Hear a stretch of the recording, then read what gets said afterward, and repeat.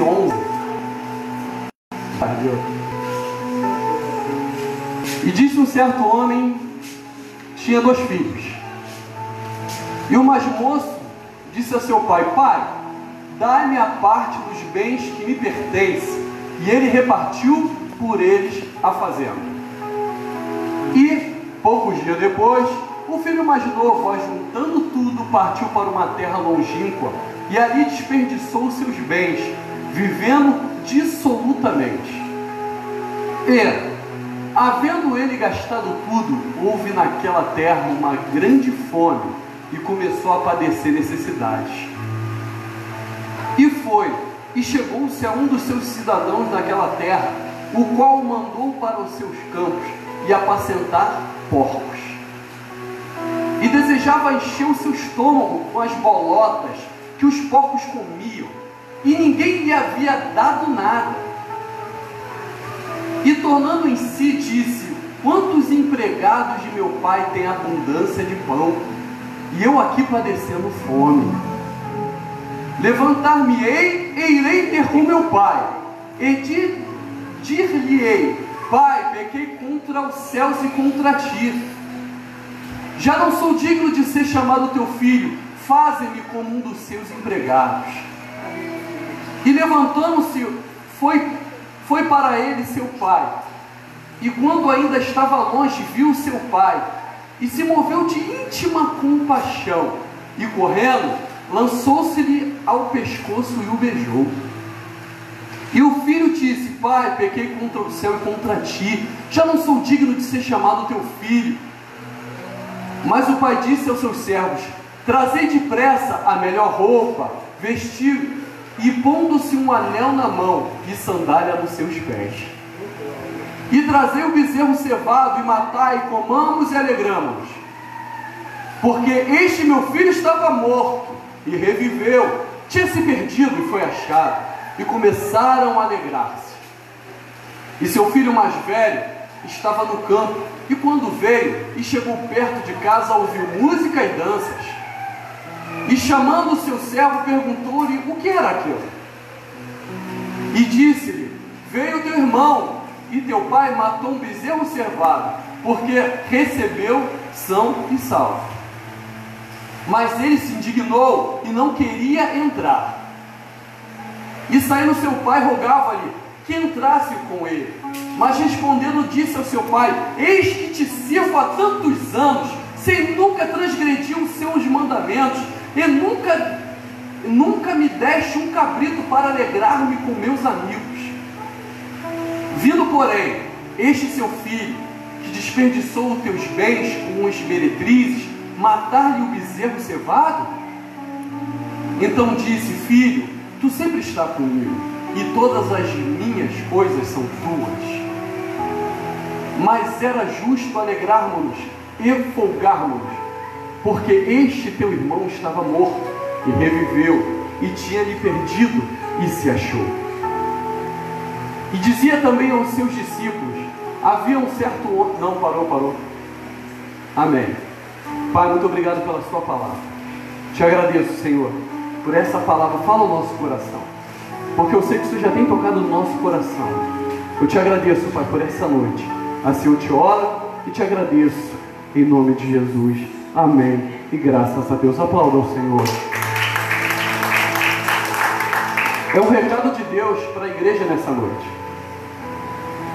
Existia 2 filhos, um mais velho, um mais moço, e um pai dono de posses, fazendas, um homem com condições na época.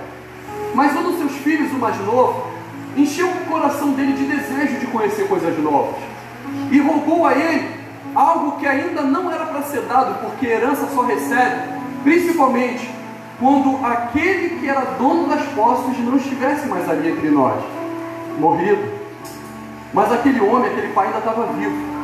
E o filho pediu algo ao pai que ainda não tinha direito, mas mesmo assim, esse pai não se negou a dar.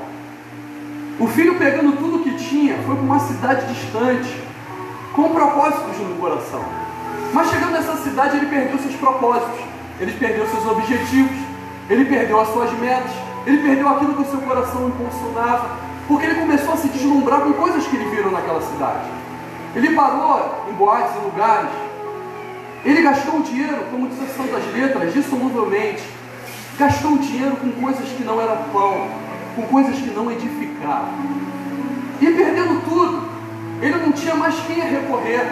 Existia uma fazenda próxima, ele pedia emprego, a única coisa que tinha era trabalhar com os porcos. E trabalhando com os porcos não tinham dado nada para ele comer. E chegando no momento dele comer e não tendo nada para comer, ele começou a olhar aquilo que era repulsivo como algo desejoso, algo que enchia os olhos, algo nojento, algo que não era para ele e para ninguém, mas naquele momento ele desejou e achou que era a coisa mais provável que ele poderia ter na sua mão e conceber e matar a sua vontade, que era a fome. Mas nesse momento ele caiu em si.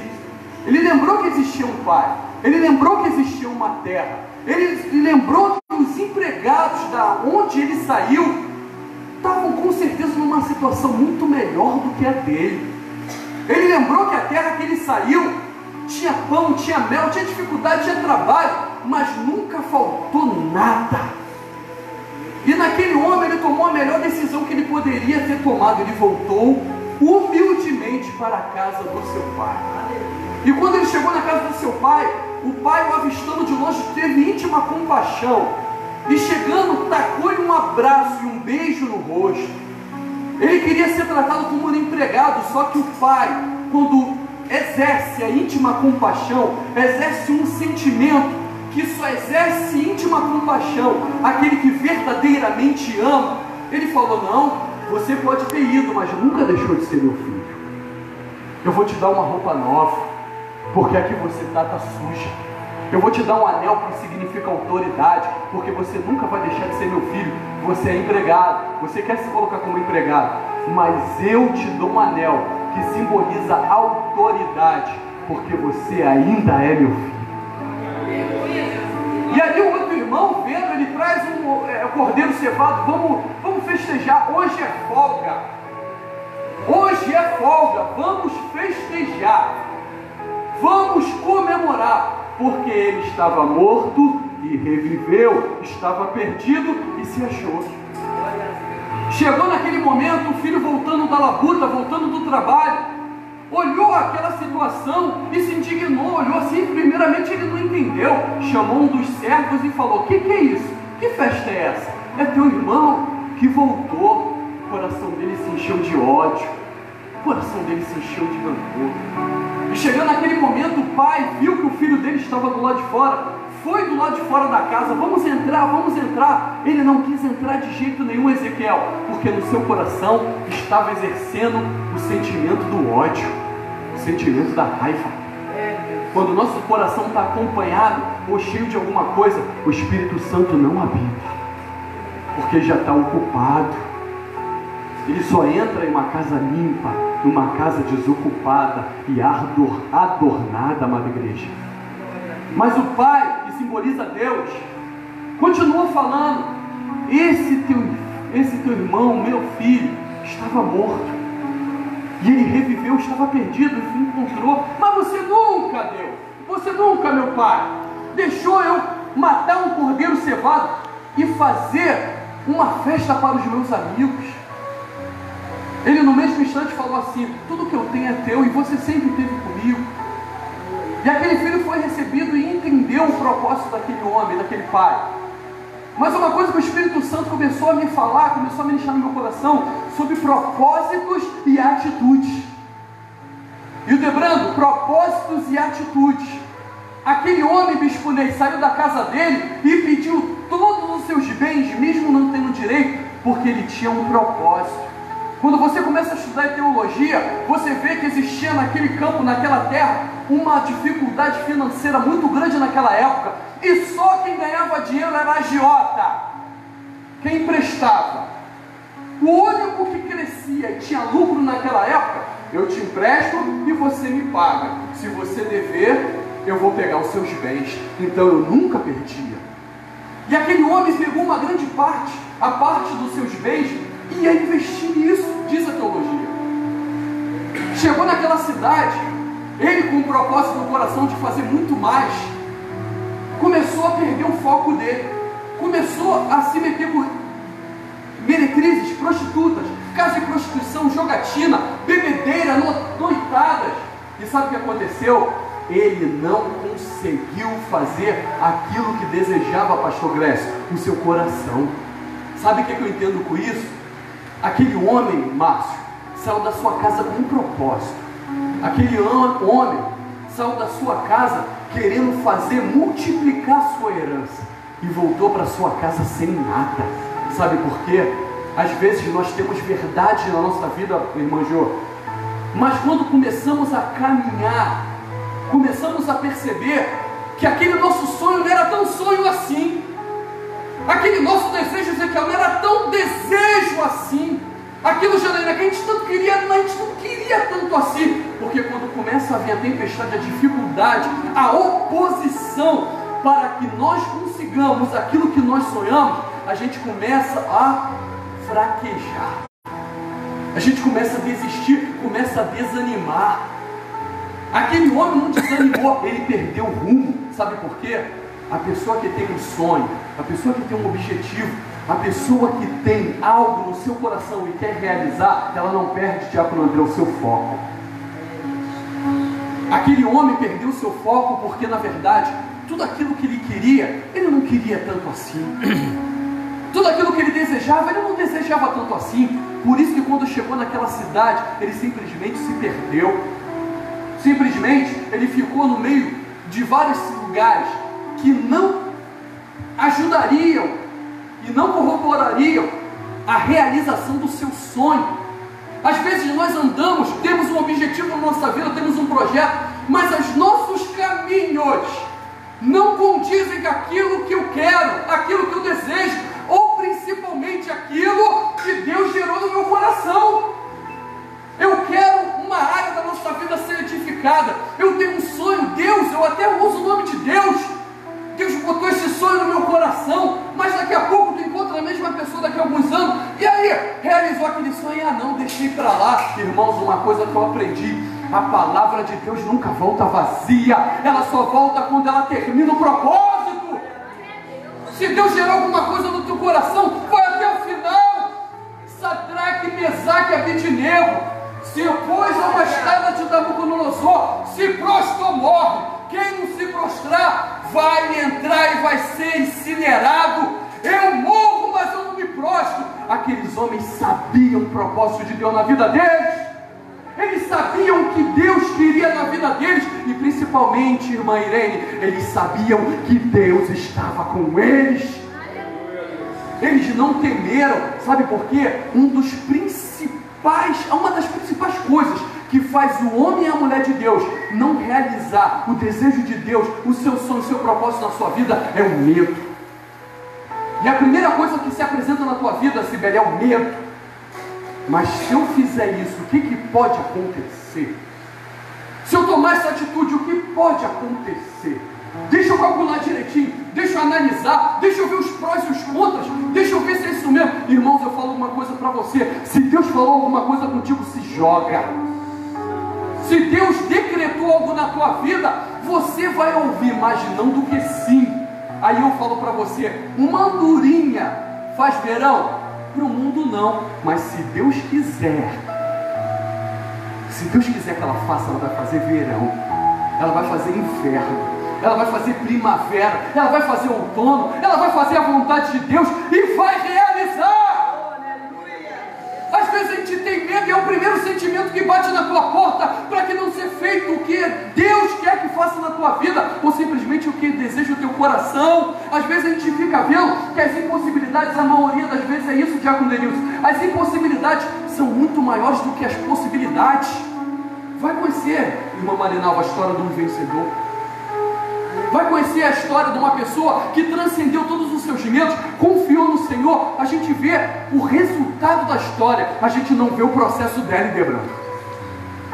A gente olha e vê a pessoa passar num carro bonito, ou morando, o diácono Bruno, numa casa bonita, mas vai ver o processo da vida dele, vai ver quantas vezes no canto da tua casa ele chorou, gemeu e até se perguntou, será que Deus está com que o que eu ouvi foi Deus?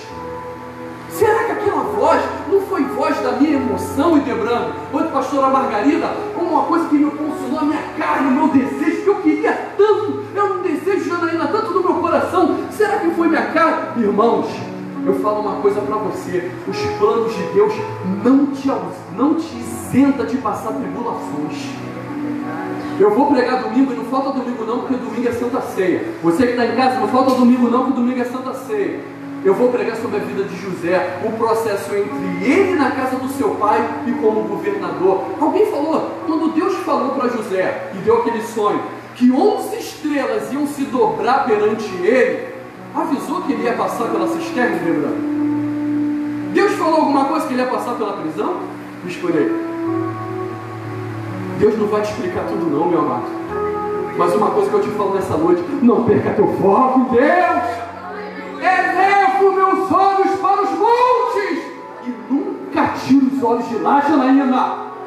Aleluia. A cabeça do cristão, ó, é pro alto, não é cabisbaixo não. Sabe por quê? O que você vê, o que você transcende aos olhos humanos. Mas você não tem nada na tua casa.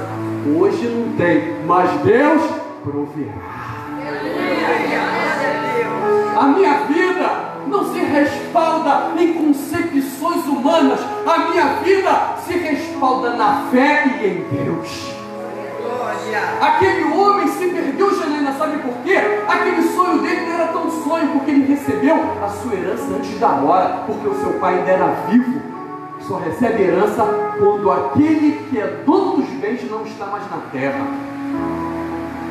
A minha casa não é minha, é da minha mãe. Quando minha mãe dormir no Senhor, aí eu vou ser dono da minha casa. Ela ainda está viva. Dividiu em vida, mas é dela. Aquele homem pegou a sua herança antes da hora. Às vezes nós recebemos, e você vê na vida de algumas pessoas, até perto de você, que recebeu antes da hora, ou tentou se antecipar com os seus jeitinhos de ajudar a Deus, e se perdeu na vida. Pessoas que foram abençoadas e ficou no meio do caminho. Uma coisa que eu te digo nessa noite, amada igreja, e quem está em casa: Deus, antes de te abençoar, Ele vai te mudar. Aleluia. Antes de Deus te abençoar, Ele vai te mudar. Às vezes as pessoas chegam e falam: poxa, minha vida está assim, minha vida está assado. Irmãos, Deus não vai tocar na solução das coisas na tua vida enquanto não tocar em você antes. Enquanto não tocar no teu caráter, tocar na tua vida, tocar na tua essência, mudar quem você é. Porque se Ele te der antes da hora, você se afasta e se revela a pessoa que você nunca mudou. Primeiro Deus vai te tocar, vai te mudar. Já pensou? Carlinhos, o assassino entra na igreja e continua assassino. O estuprador entra na igreja e continua estuprador. O ignorante entra na igreja e continua ignorante. O agressor continua agressor. O prostituto continua prostituto. Não, antes de Deus cuidar dos seus negócios, Ele vai cuidar de você. Aquele homem recebeu a sua herança, mas não era tratado. Por isso que perdeu o seu foco, o seu propósito, rápido demais. Ele tinha um propósito no seu coração, mas por que não concretizou o propósito que estava no seu coração? Porque não era tão real assim. Às vezes a gente não entende os processos da nossa vida e achamos que a coisa da nossa carne, por causa de Janaína, da dificuldade, por causa, Carlinhos, do mar revolto, por causa, pastora Margarina, da tempestade. Mas Deus, no seu processo e nos seus planos, Ele não vai te ausentar disso, mas Ele vai te livrar no meio disso. Aplauda ao Senhor. Glória! Ele não vai te ausentar disso. Não entenda errado. É isso mesmo que eu estou querendo te dizer, amada igreja. Às vezes olhamos para as situações numa forma romântica. Não, eu estou fazendo igual a irmã Sueli falou aqui. Eu estou fazendo a vontade de Deus. Eu vou para a igreja, eu faço isso. Por que está acontecendo isso comigo? Domingo você vai saber. Mas eu digo uma coisa para você: não perca o foco em Deus. Isso que você gerou no teu coração, irmão, deixa gerar, deixa crescer. Deixa essa semente que parece impossível, porque o medo já tomou do meu coração. Ah, é tão difícil, irmão Márcio. Claro, a gente tem um especialista chamado Doutor Jesus. Mas o medo bate na porta, não bate, velho? Bate! Tu acha que eu não tenho vontade certo dia, Idebrando, de ficar debaixo da minha cama, fingindo que o mundo não existe, irmão? Tem vontade de ligar meu telefone e fingir que eu só sou o André e só tomo conta de mim. Mas sabe o que Deus faz? Ser forte, Josué, e corajoso. Da mesma forma que eu fui com o meu servo Moisés, eu serei com cada um de vocês. Aquele homem se acovardou, sabe por quê, Denilson?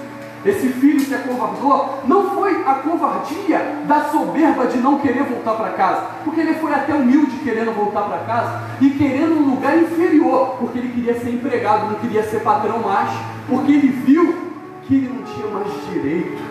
Às vezes, quando vem de uma forma prematura nas nossas mãos e a gente perde, a gente deixa de ser aquilo, ter aquilo e viver aquilo que Deus sonhou para a nossa vida. Porque eu peguei algo que não era a hora. Eu antecipei, Denilson, algo que não era para ser antecipado. Existem processos na nossa vida que nós temos que viver. Sabe por que ele perdeu o foco, Bispo Ney? Ele simplesmente não estava preparado para viver aquilo que ele achava que estava preparado. Às vezes passamos por cada tormenta na nossa vida, cada situação na nossa vida, e às vezes a gente acha que a gente não vai aguentar, né, irmão? A gente acha assim, dessa eu não saio, dessa eu não passo, daqui já durei até muito, né, irmão? Mas eu falo uma coisa para você, Deus ainda sonha com você. Deus ainda sonha com você. Mas Rosângela, as aflições do teu presente não vão se comparar com a glória que será revelada. Às vezes vem um diagnóstico na nossa vida, Bispo Ney, de morte. Aí Deus chega e fala, isso aí não é para a morte, é para a vida, para a glória do meu nome. Para a glória. Aí você racionalmente começa a entender, para que isso, Deus? É para a glória do meu nome.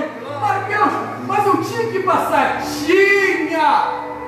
Mas por que o Carlinho não passou e eu passei? Porque eu tenho uma história para o Carlinho e a história que eu tenho para você é outra. Temos uma história para cada um de nós e dentro da minha história eu não posso perder o foco, senão eu desperdiço todas as oportunidades como um filho pródigo. Desperdicei todas as oportunidades. Agora a única coisa que eu vou me relacionar é com o resto. Deus não tem resto para a gente. Quando a gente perde o foco, sabe onde que a gente vai? Para Lodebar. Sabe o que significa Lodebar? Terra de esquecimento. Imagina, Diácono Bruno, um homem que usava túnica, anel de autoridade num dedo, participou das esbórnias da vida e quando se percebeu, estava de frente a porcos, desejando a comida deles. As escolhas que nós fazemos na vida, as escolhas que permitimos, Deus, o que tu queres? Porque quando eu escolho, Bruno, eu tenho que garantir. Mas quando Idebrando, eu boto Deus para escolher, quem garante é Ele. Deus, o que eu vou fazer? Sabe o que é isso? Dependência. Aquele menino, aquele jovem, ele dependia da sua herança. Nós dependemos de Deus. E às vezes Deus coloca a gente em cada situação para mostrar que nós somos a cada dia, irmã Sueli, 100% dependente deles. Hoje eu estava numa reunião de classe da minha filha. E foi uma coisa muito interessante.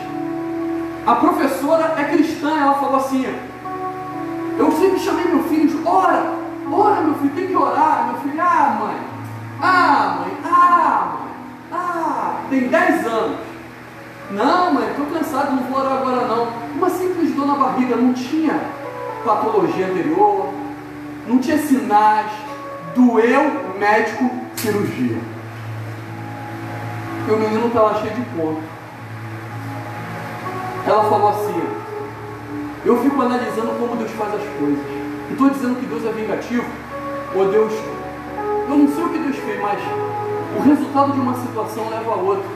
Eu pedia tanto para meu filho orar, e hoje, qualquer dúvida que ele senta, cheio de ponto, senta, ele ora para levantar, ele ora para sentar, ele ora para ir na cozinha, ele ora para ir para a sala, ele ora para ir para o banheiro. A sua vida é respaldada agora em oração. Aí eu fiquei vendo, Márcio, como nós temos que ser dependentes de Deus. Estamos aqui bem. Às vezes a gente perde a bênção, perde o foco e simplesmente dá lugar a uma palavra depois do medo chamada murmuração. Eu começo a reclamar, eu começo a murmurar, porque o medo, ele gera murmuração, porque o medo deixa tudo que você vê estéril. O medo deixa tudo que você vê estéril. Sabe o que é você olhar para as coisas e não ver solução? Sabe o que é você olhar para os teus sonhos, para os teus projetos e ver, pô, não vou conseguir? Você está esterilizando o teu futuro. O teu medo gerou murmuração e você começa a simplesmente tornar uma pessoa frustrada e depressiva. Começa a reclamar, começa a se entregar e começa aquilo a consumir teu ser, e aquilo vai tirando as tuas forças e minando a tua fé, e quando você percebe, você parou. Quando você dá por si, você, caramba, eu estava num caminho reto. Eu estava reto, num propósito. Meu sonho é aquele, meu sonho é chegar nessa pilastra. Mas para chegar nessa pilastra, o que eu tenho que fazer? Eu vou mirar. Mas quando eu sinto medo, eu não saio da rota. Olha a diferença. Eu perco o meu foco, quando o medo chega, eu não saio da rota, mas eu começo a diminuir meus passos. E quando eu começo a ver barreiras, sabe o que eu faço pelo medo que já está impregnado em mim? Eu tento contornar essas barreiras. O que isso me faz?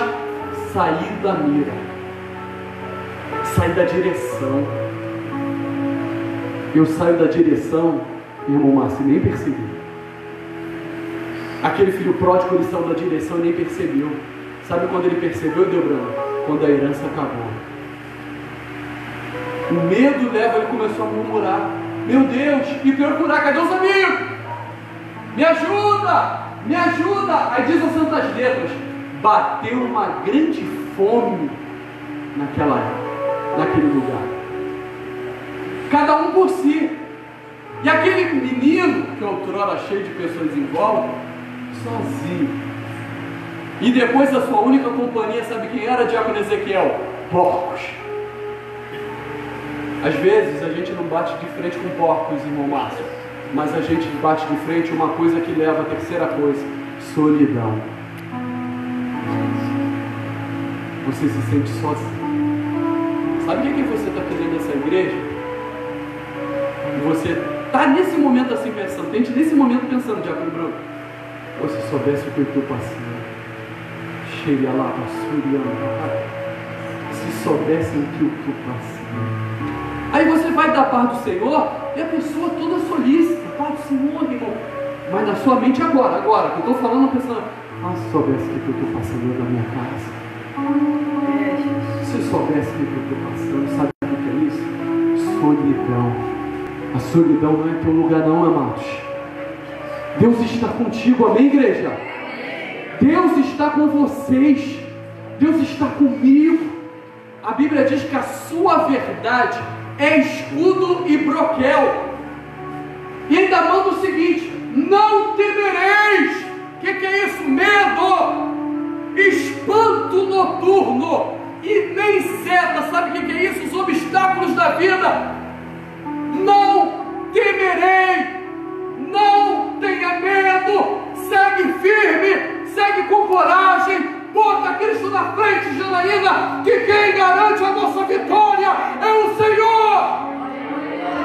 Sabe o que é transcender o teu medo? Martin Luther King falou o seguinte, o pastor: se tiver com medo, vai com medo mesmo. Sabe por quê? É um sentimento que vai bater na tua vida até você morrer, até Jesus voltar, ou até Ele voltar só para você. Você administra. Quando você enche a tua vida com o Espírito Santo e busca a sua vontade, lê a sua